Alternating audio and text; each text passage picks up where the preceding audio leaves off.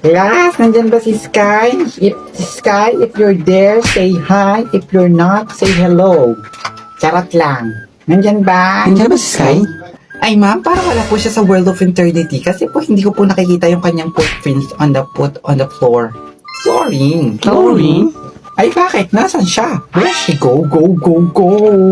Yes. Where she go? Go. Si Rosamond ba siya? Hindi ko po alam eh. Pero tanong niyo po sa kanya kapag pumasok po siya. Diba?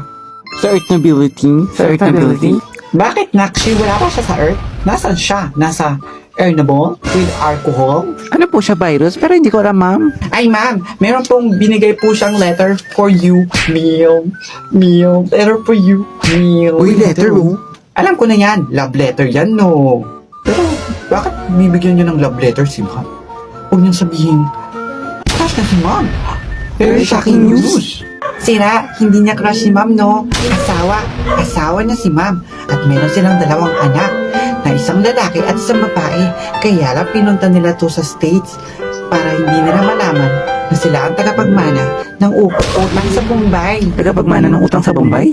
I think, hindi ba pwede magbigay lang ng letter kay ma'am na ang tawag ay excuse letter? Excuse letter. Excuse letter lang pala eh. Yung pala yun. Kaala ko kasi love na may letter pa. Sorry, full information. Ikaw kasi hindi ka nakikinig eh. Kakaiyak. Bakit daw siya merong excuse letter? Ano daw nangyari? Oo nga, what happened? Ay ma'am, baka dadaan po siya sa harapan nyo. Kasi po, nagbigay po siya ng excuse letter na ibig sabihin niya lang po na excuse me po, tabi-tabi lang po. Tabi-tabi po? Anong tingin mo kay ma'am? Nuno? Wala namang nuno kasing ganda ni ma'am. Di ba ma'am? Naku, totoo ba yan? Thank Ay, you. wow, ang galing mo naman mong bola. Are you a ball? Basketball? Bakit, JD? Hindi ka pa sumasang-ayon na maganda si ma'am?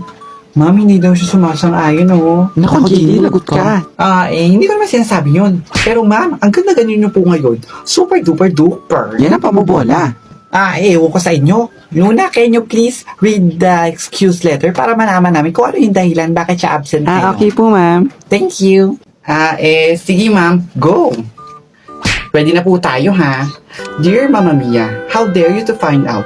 Gusto ite na mag-hide and seek to the world kasi nahihay ang ibong pangkalikasan nagagampanan ng taong nasa mundo na di ka nag-stand up to the madlang people.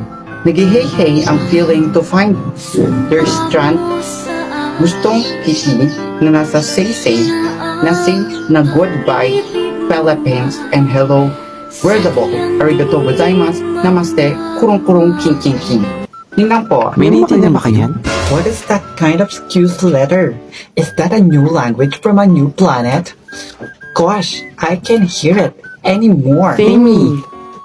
Nakshi, excuse letter ba yan o excuse me po? Para kakaiba yan. Oo nga, ma'am. It's different. Ay ma'am, ako rin eh. Pero baka ito po ang latest version of the communication of the United Nations. Ay, wow! Bongga! Galing!